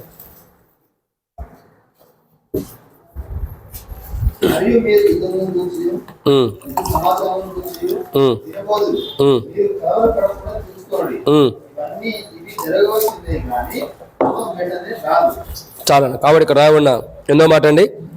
5. మత్తయి సువార్త ఎంత? 24:6 ఏమని రాయబడుతూ వచ్చింది చెప్పండి. ఇక్కడ రాయబడిన 5వ మాట ఏంటంటే, మనకు అంతము లేని వారుగా ఉంటాం. ఎలా ఉంటామండి? అంతమే లేని వారిగా. ఏమన్నది అక్కడ? మరియు మీరు యుద్ధమును గురించి, యుద్ధ సమాచారం గురించి వినబోదురు. మీరు కలవరపడకుండా చూసుకొనడి. ఇవి జరగవలసిన కానీ అంతం వెంటనే రాదు. కానీ ఒక విషయం ఏంటంటే, అంతమైతే వచ్చేది ఉంది, కానీ దేవుని బిడ్డలకి అంతమే లేదు. ఎందుకు? అంతము లేని రాజ్యంలోకి వెళ్తున్నాం, నిశ్చలమైన రాజ్యంలోకి మనం ప్రవేశిస్తున్నాం. కాబట్టి ఈ ఉదయకాల సమయంలో ప్రభు వాళ్ళ దగ్గరకు వచ్చిన మన జీవితాల్లో మనం గమనించాల్సిన 5వ కోణం ఏంటంటే, ప్రియులారా, యుగ సమాప్తి వరకు ఆయన మనతో ఉంటున్నాడు. యుగ సమాప్తి అంటే అంతమే లేని రాజ్యం. ఏ రాజ్యం అది? అంతమే లేని రాజ్యం. కానీ యుగానికి అంతం ఉంది. అంటే ఈ యుగము అంతమైపోతుంది, కానీ అంతం లేని రాజ్యాన్ని ప్రభు తీసుకెళ్తున్నాడు. అదే సదాకాలం నేను మీతో కూడా ఉంటాను అంటున్నాడు. అంతం లేని రాజ్యం. అయితే మనం అంతమైపోకూడదు. అంతం లేని రాజ్యంలోకి వెళ్ళాలంటే మనం అంతమైపోయిన వారు ఉంటే అంతం లేని రాజ్యంలోకి వెళ్ళలేం. అంతం అంటే మన ముగింపు రాకూడదు. మన అంతం అంటే మన నష్టం రాకూడదు, మన మరణం రాకూడదు, మన కీడు రాకూడదు, మనకి ఏది కూడా నష్టపోయిన అనుభవం ఉండకూడదు. అంతం లేని రాజ్యానికి వెళ్ళాలంటే మనం అంతమైపోయి పనిలో పాల్గొనకూడదు. అంటే ఎట్లా తెలుసా? షుగర్ ఉండవు వాళ్ళకి ఏదైనా కాలు దెబ్బ తగిలింది అనుకోండి, షుగర్ ఏం చేసేది చెప్పండి? లోపల తినేస్తూ ఉండిద్ది. తినేసిన తర్వాత ఏమైంది? కొంతకాలానికి ఆ తినేసినంత వరకు తీసేయాల్సి వచ్చింది. అవునా? షుగర్ ఉంటే ఏమో భవిష్యత్తులో నాకు కూడా రావచ్చేమో, ప్రేమించి చెప్పలేము. కాబట్టి షుగర్ ఉంటే ఏమైందండి? తినేసిది ఏదైనా దెబ్బ తగిలితే అంతే కదా. ఇక షుగర్ ఎవరికైనా రావచ్చా? చేదక్క చెప్పు, షుగర్ ఎవరికైనా రావచ్చా? రాకూడదు. కానీ నేను అనుకుంటున్నా ప్రభుత్వం అయితే వస్తే దేవుని కొందనాలే, దాన్ని బట్టి ఏమి నేర్పిస్తాడు. కాబట్టి ఏం జరుగుతుందండి? షుగర్ ఉంటే తినేసిద్ది. మానవుడు క్రైస్తవ జీవితంలో అంతమైపోకూడదు. మానవుడు బలలో పాల్గొనే మానవుడు బలలో పాల్గొంటూ తన అంతాన్ని తాను తెచ్చుకోకూడదు. మనం ఎలా ఉండాలా? అంతమే లేని వారిగా సిద్ధపరచాలి. అంటే శత్రువుని జయించిన వారుగా, ప్రతిరోజు శత్రువు పైన విజయాన్ని పొందిన వారుగా మనం ఏం చేయాలా? బలలో పాల్గొనాలి. ప్రతిరోజు మనం శత్రువుని జయించిన అనుభవంలో బలలో పాల్గొనాలి. ప్రభు యొక్క వాక్యం అంటుంది కదా, అంతమే లేనిది వారు. అంతమైతే ఇక్కడ జరుగుతుంది, కానీ మనం అంతం లేని వారు ఉండబోతున్నాం. అదే సదాకాలం ఉండే ప్రాంతం. సదాకాలం ఉండే ప్రాంతం ఎలాంటిది? అంతమే లేనటువంటిది. కానీ ఇక్కడేమంటాడు? ఇవన్నీ జరగవలసినటువంటి కానీ అంతం వెంటనే రాదంట. అంటే అంతం ఉంది. ఈ యుగ సమాప్తి ఏం జరగబోతుందంటే అంతం జరగబోతుంది. అంతమంటే ముగింపు జరగబోతుంది. కానీ ఒకరోజు మనం వెళ్ళేటటువంటి రాజ్యం ఎలాంటిది? అంతమే లేని రాజ్యం, ముగింపు లేని రాజ్యం. ఆ రాజ్యానికి మనం ప్రవేశించాలంటే మనం ఏం చేయాలా? మనలో అంతమైపోతున్న క్రైస్తవ జీవితాన్ని పునర్నిర్మాణం చేసుకోవాలి. ఏమైపోలా? మనలో అంతమైపోతున్నటువంటి క్రైస్తవ జీవితాన్ని మరలా తిరిగి దాని పూర్వ వైభవాన్ని తెచ్చుకోవాలి. ప్రియుడా, బల దగ్గరికి వస్తున్న మన జీవితాల్లో సదాకాలం ప్రభు నీతో ఉంటారంటాడు. ఆయన సదాకాలం నీతో ఉండాలంటే నీలో అంతమైపోతున్న వాటిని గమనించి దానికి పూర్తి మరలా ఏం చేయాలా? దావీదు యొక్క వేరు చిగురు మరలా చిగురించినట్టుగా, యెషయాలో వేరు చిగురు మరలా చిగురించినట్టుగా నీలో మరలా చిగురించిన అనుభవం రావాలి. లేకపోతే అంతం వచ్చింది. యుగ సమాప్తి అందు అనేకులకు అంతం రాబోతుంది. ఆ అంతంలో మనం ఉండకూడదు. అంతం నుండి తప్పించబడిన వారే యేసు సదాకాలం ఉంటున్నాడు కదా, ఆ సదాకాలం ఉండే రాజ్యంలో మనం ఉంటాం. ఇదన్నమాట 5. 6వ విషయాన్ని చూద్దానండి. టైం అయిపోతుంది కదా. 6వ విషయం త్వరగా. మత్తయి సువార్త 13:41. మత్తయి సువార్త 13:41. చదవండి అన్న. రాజ్యంలో నుండి ఆటంకములను వాటిని సమకూర్చి అగ్నిగుండంలో పడవేయును. సరే, దేవుని యొక్క వాక్యం చూడగా మత్తయి సువార్త 13:41 ఒక మాట రాయబడుతూ వచ్చింది. ఏమని రాయబడుతూ వచ్చిందండి? చెప్పండి. రాయబడిన మాట ఏంది? మనిషి కుమారుడు తన దూతలను పంపును, వారైన రాజ్యంలో నుండి ఆటంకంలో సకలమైన వాటిని దుర్నీతి పరులను సమకూర్చి అగ్నిగుండంలో పడవేయబడును. ఇది 6వ మాట. అంటే ఆటంకము కలిగిన సకలమైన వాటిని, అంటే దుర్నీతి పరులు. ఎవరండి? దుర్నీతి పరులు. ఆటంకంగా ఉండే దుర్నీతి పరులు అన్నీ కూడా ఏమవుతున్నాయి? సమకూర్చబడి అగ్నిగుండంలో వేయబడుతుంది. ఇప్పుడు మనకి ఇక్కడ రాయబడిన మాట ఏంటంటే, ప్రియులారా, మనం అగ్నిగుండంలోకి వెళ్ళకోకుండా ఉండటం కొరకు మనం ఏం చేయాలా? యుగ సమాప్తి అందు ఏం జరుగుతుంది? యుగ సమాప్తి అందు అగ్నిగుండం అన్నది ఏర్పరచబడింది కదా, దానికి డిసైడ్ చేసి పంపించేస్తాడు. ఆ అగ్నిగుండానికి వెళ్ళకోకుండా ఉండటం కొరకు మనం ఏం చేయాలా? మన జీవితాన్ని కాపాడుకోవాలి. ఏ అగ్నిగుండానికి అయితే మనం వెళ్ళటానికి మన క్రైస్తవ జీవితం బలహీనపరచబడిందో, ఏ అగ్నిగుండానికి వెళ్తానే మన క్రైస్తవ జీవితం అవిధేయత, ఆ అవిశ్వాసం, అపనమ్మకంతో ఉందో, దాన్ని మనం ఏం చేయాలా? సరి చేసుకోవాలి. ప్రభా, నా జీవితం ఎలా ఉంది? ప్రభా, నేను ఎలా ఉండా? సరిచేయి. ఇలా ఉండా ఒక మంచి మార్గంలో నడిపించు. కాబట్టి ప్రియులారా, దేవుని యొక్క వాక్యాన్ని చూడగా 6వ మాటను చూస్తున్నాం. అగ్నిగుండం అంటే దానికి ఇంకో పేరు ఉంది, పండ్లు కొరుగటయు అని రాయబడుతుంది. అగ్నిగుండం నుండి తప్పించబడాలి మనం. యుగ సమాప్తి వరకు ప్రభు మనతో కూడా ఏం చేయబోతున్నాడు? అగ్నిగుండం నుండి తప్పించడానికి ఇష్టపడుతున్నాడు. అలా తప్పించబడాలంటే మనం ఏం చేయాలా? దుర్నీతి నుండి దూరంగా ఉండాలి. దుర్నీతి పరులుగా మనం ఉండకూడదు. మనలో దుర్నీతి అన్నది ఉందా, లేదా మనలో అపవిత్రమైనది ఉందా, ఆటంకంగా దేవుని రాజ్యానికి ఆటంకాలు మనలో ఏవైతే ఉండయో వాటన్నిటిని బట్టి మనం ఏం చేయబడుతున్నామండి? అగ్నిగుండంలో పడవేయబడుతున్నాం. ఈరోజు బల దగ్గరికి వచ్చిన మన జీవితాన్ని మనం పరీక్షించుకోవాలి. ఏంటి తెలుసా? దేవుని రాజ్యానికి ఆటంకంగా మనలో ఏమన్నా ఉన్నాయా? నేను చెబుతున్నానండి, నాకు ఆటంకంగా మీరుండాలని నేను అంటలా, మీకు ఆటంకంగా నేనుండాలని నేను అంటలా, తోటి విశ్వాసులకు ఒకరికొకరికి ఆటంకంగా ఉండాలని నేను అంటున్నా. బైబిల్ ఏమంటుంది? దేవుని రాజ్యానికి మనం ఆటంకంగా ఉన్నామేమో సరి చేసుకోవాలి. ఏం చేయాలండి? దేవుని రాజ్యానికి ఆటంకంగా ఉన్నామేమో సరి చేసుకోవాలి. ఎక్కడైతే మనం దేవుని రాజ్యానికి ఆటంకంగా ఉంటున్నామో, దేవుని రాజ్యానికి వెళ్ళకోకుండా మనలో ఆటంకాలు ఏవైతే ఉండేవో వాటిని సరి చేసుకోవాలి. ఎందుకు? యుగ సమాప్తి అందు ప్రభు ఏం చేయబోతున్నాడు? యుగ సమాప్తి మందు ఆటంకంగా ఉంటే పండ్లు కొరికే ప్రాంతాన్ని పంపించేస్తాడు. కాబట్టి దేవుని రాజ్యానికి ప్రభు బల దగ్గరికి వచ్చి అడగాలి, ప్రభా, నీ రాజ్యానికి నాకు ఆటంకంగా ఉండే ఏవైతే ఉండేవో వాటిని తీసేయి. ఇదన్నమాట 6. 7వ విషయాన్ని చూద్దారండి. మత్తయి సువార్త 24:13. మత్తయి సువార్త 24:13.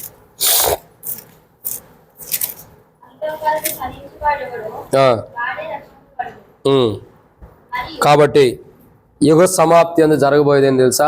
అన్నిటిని సహించిన వాడు రక్షించబడుతున్నాడు. యుగ సమాప్తి అందు ఏం జరగబోతుందండి? అన్నిటిని సహించిన వాడు రక్షించబడుతున్నాడు. అన్నిటిని సహించలేనటువంటి వాడు రక్షణ లేదేక. అన్నిటిని సహించలేనటువంటి వాడు రక్షించబడటం లేదు. కాబట్టి అన్నిటిని సహించాలి. బైబిల్ ఒక మాట ఉంది, సహించిన వారమైతే ఆయనతో కూడా ఏలుదుము అని బైబిల్ రాయబడుతూ వచ్చింది. అవునా కదా? అన్నిటిని మనం సహిస్తే ప్రభుతో పాటు ఏలేవారు ఉంటాం. ఈరోజు మనం దేన్ని సహించలేం. ఓ నడువు నొప్పి వస్తే, దేవా ఎందుకు ఇచ్చా? ఈ కుర్చీలో కూర్చునే భాగం నాకు ఎందుకు ఇచ్చాయ్యా? ఓ తలనొప్పి వస్తే, దేవా నాకు ఎందుకు ఇచ్చావు? మనం ఎన్ని విమర్శలు అడుగుతాం తెలుసా? తలనొప్పి వచ్చింది, ప్రభా ఇది ఎందుకు వచ్చావు మనం అంటాం. నేను ఎప్పుడూ చెబుతూ వస్తా, మానవుడు ఏ నొప్పి తట్టుకోలేడు, ఏ నొప్పి తట్టుకోలేడు. నేను ఒక మాట అడుగుతా, చెప్పండి, పంటి నొప్పిని తట్టుకునేవాళ్ళు ఎవరో చేతులు ఎత్తండి. నాకు పంటి నొప్పి వచ్చినా తట్టుకుంటాను అనేవాళ్ళు లేరు. పోనీ నాకు ఇప్పుడు మెండారాలు నొప్పి వస్తున్నాయి, మెండారాలు నొప్పి వచ్చి తట్టుకునేవాళ్ళు ఎవరో చేతులు ఎత్తండి. ఎవరో లేరు. కడుపులో నొప్పి వస్తే తట్టుకునేవాళ్ళు ఎవరు చేతులు ఎత్తండి. ఎవరు లేరు. కాలు నొప్పి వస్తే ఏం శాంసన్ నువ్వు తట్టుకుంటావా? లేదులే అంటాం, కానీ అప్పుడెప్పుడు తట్టుకుంటాం? తట్టుకోలేము. ఎవరు లేరు. మరి నడువు నొప్పి, కాళ్ళు నొప్పి, కళ్ళు నొప్పులు, పొంటి నొప్పి, ఏ నొప్పి వచ్చినా తట్టుకోలేనప్పుడు మరి ఏం తట్టుకుంటా? ఇవే తట్టుకోలేనప్పుడు నరకాన్ని ఎలా తట్టుకుంటాం? ఇవి తట్టుకోలేం. ఏమైనా అంటాం మనం, ఏ నొప్పి అయినా రావచ్చు కానీ పంటి నొప్పి రాకూడదు అయ్యా. ఏ నొప్పి అన్నా రావచ్చు కానీ కాళ్ళు నొప్పి రాకూడదు. ఏ నొప్పి అన్నా రావచ్చు కానీ కళ్ళు నొప్పి మడికి రాకూడదు. ఏ నొప్పి అన్నా రావచ్చు కానీ పొట్ట నొప్పి రాకూడదు. ఏ నొప్పి అన్నా రావచ్చు కానీ గుండె నొప్పి రాకూడదు. మరి ఏ నొప్పి రావాలి నీకు చెప్పు? నువ్వే డిసైడ్ చేయి. ఏ నొప్పి భరించలేవు, ఏదొచ్చినా ఇది రాకూడదు అంటావు. ఏదొచ్చినా, ఏ నొప్పి అన్నా రాని. కడుపు నొప్పి వస్తే భరించేవాడు ఎవరుంటారు చెప్పండి? కాళ్ళు నొప్పి వస్తే భరించేవాడు ఎవరున్నారు? ముక్కు నొప్పి వస్తే భరించేవాళ్ళు ఎవరు ఉన్నారు? సరిదైనా భరించేవాడు కూడా లేరు. ఈ సరిది ఎప్పుడు పోద్ది? ఏదైనా రావచ్చు, సరిది రాకూడదు అంటాం. జ్వరం వస్తే ఏదైనా రావచ్చు, జ్వరం రాకూడదు. మరి ఏది తట్టుకుంటా నువ్వు? ఇవే తట్టుకోలేనప్పుడు నరకాన్ని ఎలా తప్పుకుంటా? అందుకే బైబిల్ అంటుంది, ఏమంటుంది తెలుసా? యుగ సమాప్తి అందు మనం ఏం చేయబడాలా? సదాకాలం ప్రభు మనతో కూడా ఉండడానికి, మనం రక్షించడానికి ఇష్టపడుతున్నాడు. మనం ఏం చేయబడాలా? సిద్ధపడాలి. రక్షించబడటానికి మనం సిద్ధంగా ఉండాలి. మనం దేన్ని తట్టుకోలేం కాబట్టి ప్రభు తట్టుకుంటూ వచ్చాడు అన్నిటినీ. ఆయన మనం ఏమైతే తట్టుకునేమో అన్ని నొప్పులు ఆయన తట్టుకున్నాడు కాబట్టి మనం రక్షించబడుతున్నాం. యుగ సమాప్తి అందు మనం ఏం చేయాలండి? చూడండి, ఇక్కడ రాయబడి అనమాట 24వ అధ్యాయం 13వ వచనం ఏమని రాయబడుతూ వచ్చింది? అంతం వరకు సహించిన వాడెవడు? అంతం వరకు సహించాలి. ఏమని రాయబడుతూ వచ్చిందండి? అంతం వరకు, ఒక సప్పుడు కాదు, ముగింపు వరకు అన్నిటిని సహించాలి. సహిస్తే వెళ్తావు. ఇప్పుడు చెప్పు, కాళ్ళు నొప్పి, నడువు నొప్పి నేను తట్టుకోలేను అంటున్నావు, మరి దేవుని కోసం సహిస్తావు లేదా? చెప్పండి, దేవుని కోసం సహిస్తారు లేదా? మీ ఇద్దరు ఒకసారి ఉంటుందా? మీ ఇద్దరు ఒకసారి ఉంటే నవ్వుకుంటారు, పికపికలేక ఏకలకలు ఉంటాయి మీ ఇద్దరు. కాబట్టి అంతం వరకు మనం ఏం చేయాలి? ప్రభు నిమిత్తమే అన్నిటిని సహించాలి. అందుకంటాడు, మీరు అంతవరకు అన్నిటిని సహిస్తే సదాకాలం మీతో ఉండి నేను మిమ్మల్ని రక్షిస్తానంటున్నాడు. ఇదిగో నేను మీతో సదాకాలం ఉండి రక్షిస్తానన్నాడు. సదాకాలం ఉంటానన్నాడు. ఉండి ఏం చేస్తున్నాడు? రక్షిస్తున్నాడు. అంతవరకు అన్నిటిని సహించాలి. ఒక కష్టమైన, ఒక బాధ అయినా, ఒక శ్రమ అయినా, ఒక ఇబ్బంది అయినా, ఒక దుఃఖమైన, ఒక వేదనైన, ఒక మానసికమైన వేదనైనా, ప్రభు నిమిత్తం ఏదొచ్చినా మనం ఏం చేయాలా? అన్ని సహించాలి. ఓ సహోదరుడు, నేను ఈ మాట చెప్పాలి ఆయన గురించి ప్రత్యేకంగా. నిన్నే చాలా రోజుల తర్వాత నిన్న ఒక రోజు ఏం చేశానంటే, మరి కీబోర్డ్ నేర్చుకుంటానని చెప్పే కదా మీ అందరికీ. చాలా రోజులు నేర్చుకోవాలా. కొన్ని రోజులు ఈ క్రిస్మస్ మీటింగులు కానీ ఇంకా అనేకమైన మీటింగులు ఉండటం ద్వారా కొన్ని పరిస్థితిని బట్టి వదిలేశాను. 2-3 నెలలు వదిలేసిన తర్వాత ఆగస్టు నిన్న ఆయన కీబోర్డ్ నేర్పుతూ ఉంటాడు. అక్కకు కూడా తెలుసు ఇక్కడ ఉందో లేదా. అక్క ఉందక్క? అవును. కాబట్టి కీబోర్డ్ నేర్పుతూ ఉంటాడు ఆయన.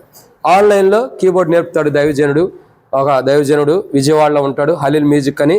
ఫ్రీగా జూమ్ యాప్లో ఫ్రీగా కీబోర్డ్ నేర్పుతూ ఉంటారు. ఆయనకి దేవుడు ఇచ్చిన దర్శనం మొన్నే ఏమంటారు గిన్నిస్ బుక్ రికార్డు కూడా అవుతూ వచ్చింది. అంత గొప్ప అనుభవంలోకి దేవుడు తీసుకొచ్చాడు. ఆ దైవజనుడు నిన్న నేను చాలా రోజుల తర్వాత మరి ఇది చూద్దాం, దీంట్లో ఏం చెప్తున్నాడు, మళ్ళీ క్లాసులు ఏమైనా ఉండయా, ఏం చెప్తున్నారా, ఈ కంటిన్యూ అవుదామని చెప్పని మరి ఆ హలీల్ మ్యూజిక్ అనే దాంట్లో ఉన్నటువంటి జూమ్ యాప్ని ఆన్ చేశాను. ఆన్ చేయగానే వచ్చింది ఏంటో తెలుసా? కొన్ని విషయాలు ఆయన చెప్పుకుంటూ వస్తున్నాడు. ఇంట్రడక్షన్లో కొన్ని మాటలు ఆయన చెప్పుకుంటూ వెళ్తే ఒక మాట చెప్తే నాకు చాలా ఆశ్చర్యం అనిపించింది. ఏమన్నాడు తెలుసా? ఆయన జీవితంలో ఒకప్పుడు ఎన్నో విషయాల్లో నష్టపోయాడంట. కానీ కొన్నాళ్ళ తర్వాత ఎంతో నష్టపోయిన వాటిలో దేవుడు గొప్ప కార్యాలు చేస్తూ వచ్చాడంట. దేనికి జరిగిస్తూ వచ్చాడంటే ఆయన ఒక మాట చెబుతూ వచ్చాడు, కుటుంబ ప్రార్థన. ఏం చెప్పాడండి? కుటుంబ ప్రార్థన. నేను అనుకునేవాడు భక్సింగ్ గారి సాహసంలోనే కుటుంబ ప్రార్థనలు ఉంటాయేమో అని. కానీ ఆయన చెబుతూ వచ్చాడు ఆ దైవజనుడు. అందరికీ ఆ కాన్ఫరెన్స్లో దాదాపు 200 మంది పైనే ఉంటారు. అందరికీ ఏం చెబుతున్నాడు తెలుసా?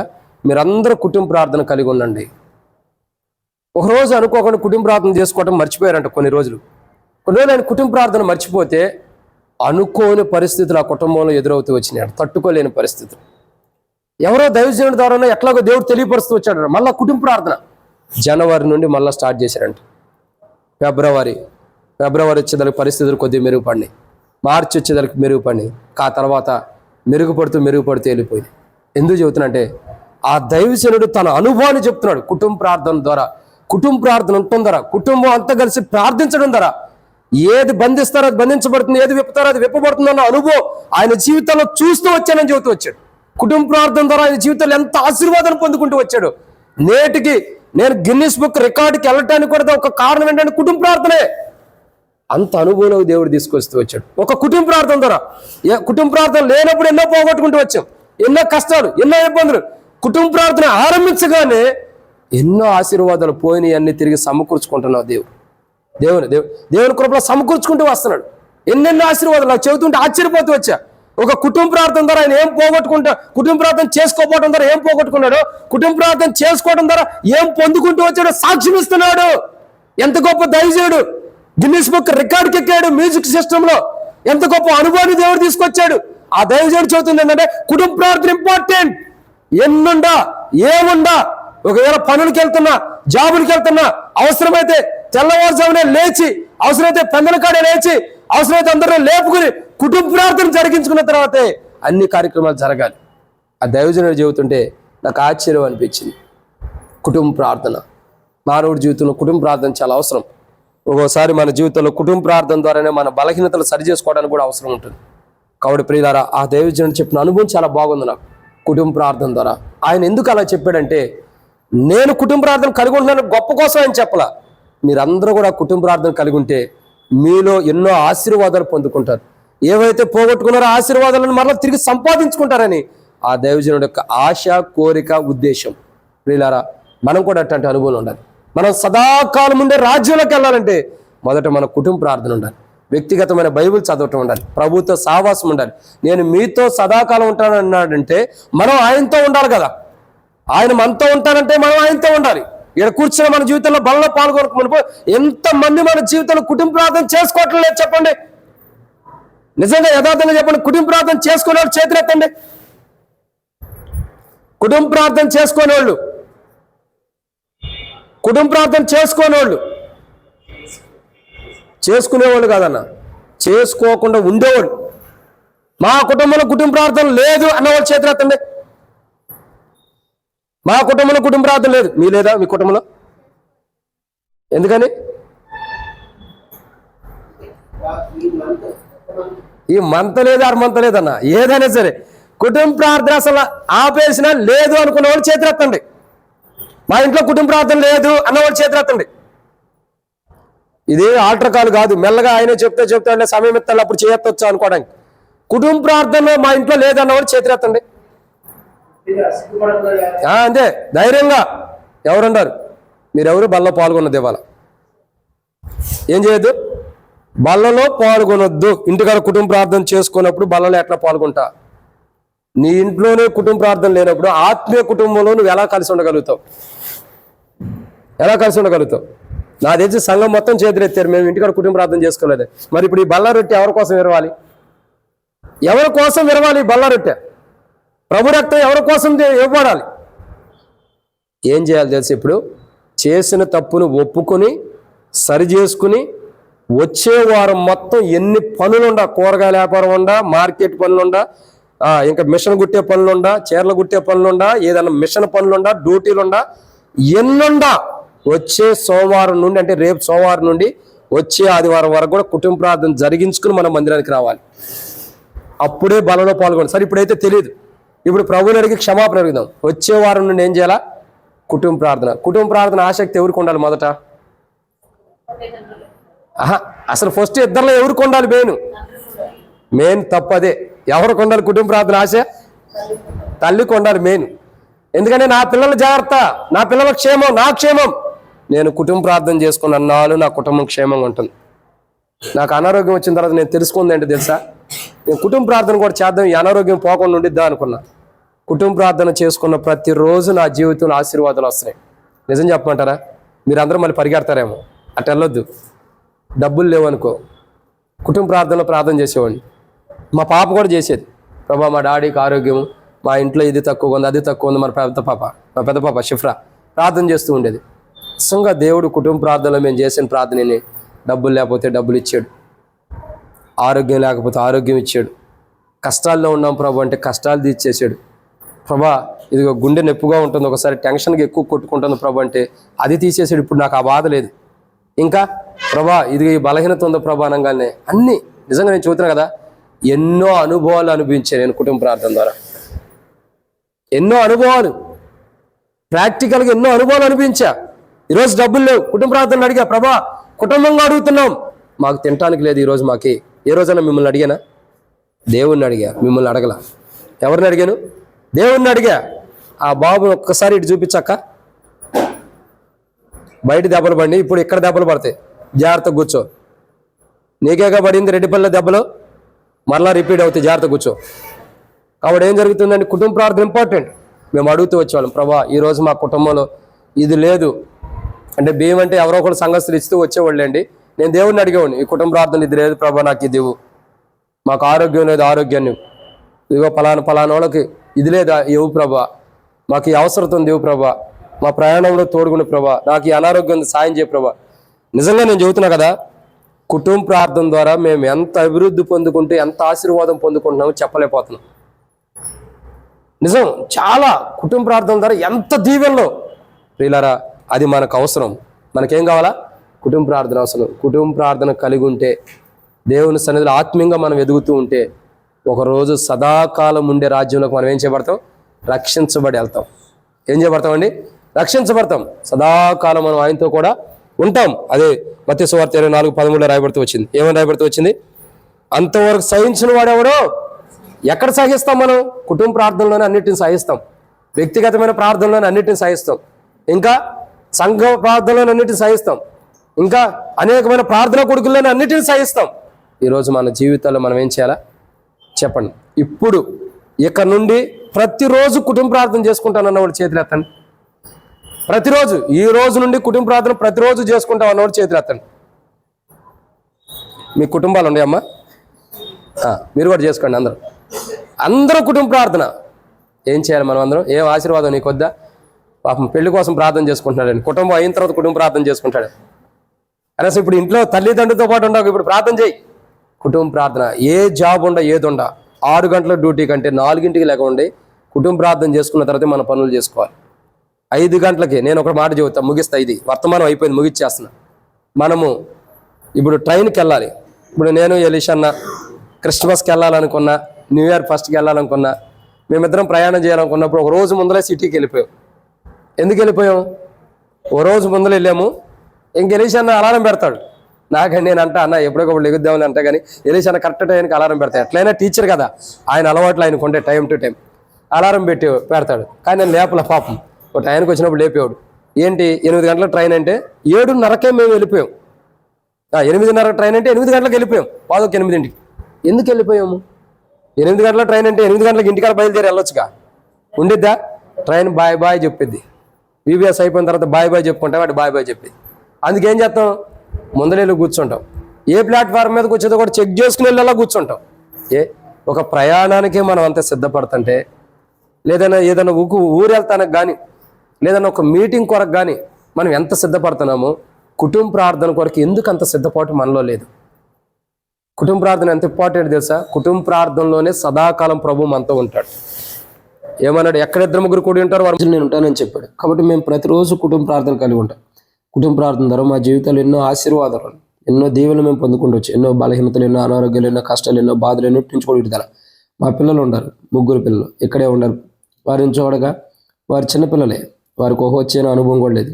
కానీ వారు చిన్నపిల్లలు అయినప్పుడు కూడా వారిని ప్రార్థన చేయమన్నప్పుడు, ఏదో వస్తువు ఇచ్చినప్పుడు ప్రార్థన చేయమన్నప్పుడు, ప్రభా ఎవరిని దీవించి అది అని చెప్పి, అమ్మమ్మ మా నాయనమ్మ దీవించి ప్రభు అని చెప్పి ప్రార్థన చేస్తారు. అంటే తెచ్చే నా కోసం కాదు, కానీ వాళ్ళు వారి జీవితంలో చూడగా అంటే అట్లాంటి ప్రార్థన జీవితాన్ని వాళ్ళు నేర్చుకుంటూ వచ్చారు. ఎందుకు చెబుతున్నాయంటే, ఒక ప్రార్థన జీవితం నేను ఒకరి చేత కాదు, 3 చేత తెచ్చిన ఏదైనా బయట నుండి తెస్తే ఏదైనా వస్తువు తెచ్చి వారి చేత ప్రార్థన చేపిస్తాను. ఎందుకంటే అందరూ ప్రార్థన కలిగి ఉండాలి, అందరూ ప్రార్థన జీవితం ఉండాలి, అందరూ ప్రార్థించాలి. అప్పుడే వారి జీవితంలో చిన్న వయసు నుండి ప్రార్థన జీవితం నేర్చుకుంటారు. వాళ్ళు ప్రార్థన చేసేటప్పుడు కూడా తలకాయ అటు ఇటు చూస్తారు, చూసి ప్రభువైన యేసుక్రీస్తు నామం పేరట ఆమేన్ అంటారు. అంతే. అటు వారి జీవితంలో మనకు తెలుసుకుంటుంది ఏంటంటే, ప్రార్థన జీవితం అయిపోయింది. ప్రార్థన వాళ్ళు చేయటం అంటే వాళ్ళు నేర్చుకుంటున్నారు. ప్రతి కుటుంబ జీవితంలో, ప్రతి కుటుంబ ప్రార్థనలో మనం పిల్లలకు ప్రార్థన చేయటం నేర్పించాలి. ఎప్పుడైతే మన జీవితాలు అప్పుడు చేస్తారో అప్పుడు బాగుంటాయి. ఎప్పుడు చేపించినప్పుడు మన పిల్లలందరూ కూడా నష్టపోయేవారుగా ఉంటారు. కాబట్టి మనం జాగ్రత్తగా ఉండాలి. క్రైస్తవ జీవితం వాళ్ళు జీవించడం కొరకే మనం ఎంతో పురుకొలుపు ఉండాలి. కాబట్టి మనం జ్ఞాపకం చేసుకున్న మొదటి మాట ఇక్కడ మనం దేవుని యొక్క వాక్యాన్ని చూడగా దుష్టుల చేతిలో నుండి అంటే నీతిమంతులను సపరేట్ చేస్తున్నాడు. రెండవదిగా చూడగా దేవుని యొక్క వాక్యాన్ని చూడగా అంతవరకు మంచి ప్రేమ కలిగి ఉండాలి.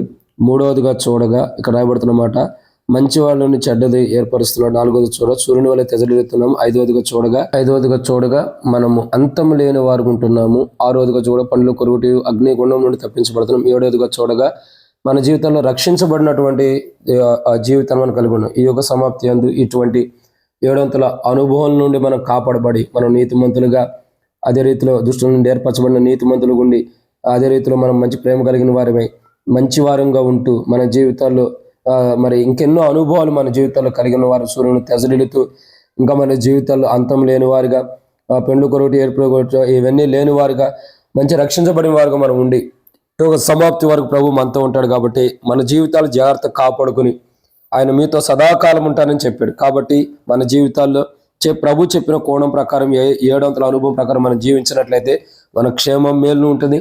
అంతం వరకు మనతో ఉంటాడు. ఇదిగో యుగ సమాప్తి వరకు మీతో కూడా ఉంటారు. సదాకాలం మీతో కూడా ఉంటానండి. కాబట్టి ప్రభు మన సదాకాలం మనతో కూడా ఉంటాడు. కాబట్టి మనం ఏం చేయాలంటే ప్రభు సన్నిధిలో మనం ఏం చేయాలా? మంచి ప్రార్థనా జీవితం, మంచి క్రైస్తవ జీవితం 7 అనుభవం కలిగి ఉండటం కొరకై మనం 7 అనుభవం కలిగి ఉన్నట్లు ప్రభు మనకి సదాకాలం తన కృపలో, తన మహిమలో మనకి 7 అనుభవాన్ని ఇచ్చి సదాకాలం మనతో ఉండి యుగ సమాప్తి వరకు మనతో కూడా ఉండి మనల్ని ఏడవకోకుండా ఒక మంచి జీవితం మనకి ఇచ్చినట్టు ప్రభు సాయం చేయను గాక. మన జీవితాల కొరకై ప్రార్థన చేసుకుందాం. పరిశుద్ధుడు అయిన తండ్రి, ప్రేమ కలిగిన దేవా, ప్రభు అయిన యేసుక్రీస్తు ప్రభు వారి యొక్క పరిశుద్ధమైన నామను బట్టి మీకు వందనములు. మీరు ఇచ్చిన కృపకై వందనాలు తండ్రి. మా జీవితంలో తండ్రి ఏ దుష్టు నుంచి నీతిమంతుని ఏర్పరచండి దేవా. మా జీవితంలో ప్రభు మరి చూడగా దేవుని ప్రేమను మాలో నింపండి, మంచివారుగా నింపండి, సూర్యుని వల్ల తెజరిల్లేవారుగా నింపండి. మా జీవితాలు ప్రభు అంతం లేని జీవితాలుగా సిద్ధపరచండి. పండ్లు కొరువుటి అగ్నిగుండం నుండి తప్పించండి. రక్షించబడిన అనుభవం మమ్మల్ని తీసుకురండి. ఇవన్నీ జరగాలంటే మీరు మాతో సదాకాలం ఉండాలి. ఈ యుగ సమాప్తికి ఇవన్నీ జరగబోతున్నాయి. కాబట్టి ప్రభా మీరు మాతో సదాకాలం ఉండి ఈ యుగ సమాప్తి నుండి మమ్మల్ని నీతిమంతులుగా, మమ్మల్ని ప్రభ మంచివారిగా, మమ్మల్ని ప్రేమ కలిగిన వారిగా, అంతము లేని వారిగా, పండు కొరుకుటి పరిస్థితులను కాపాడి సూర్యుని వల్ల తెజరిల్లే వారిగా మా జీవితాలు రక్షించబడిన వారిగా సిద్ధపరచమని సమస్త మీకు అప్పచేతి ముందున దీవించమని ప్రభు యేసుక్రీస్తు నామమున పేరిట విశ్వాసంతో ప్రార్థించి స్తుతించి అడుగుకుంటున్నాం తండ్రి. ఆమేన్. రేవంత్ దేవుని బిడ్డలారా అట్లాగే మౌనంగా ఉందాం. ఎవరికి వారు సరి చేసుకుందాం. మన జీవితాల్లో ప్రభు ఇంకేమైనా మనకు చూపిస్తుంటే, మన బలహీనతలు, మన పొరపాట్లు ఏమైనా చూపిస్తూ ఉంటే వాటిని సరి చేసుకుని ప్రభు యొక్క బలంలో మనం పాల్గొన్నట్లు 7 అనుభవాన్ని ప్రభు మనకు అనుగ్రహించును గాక. ఆమేన్.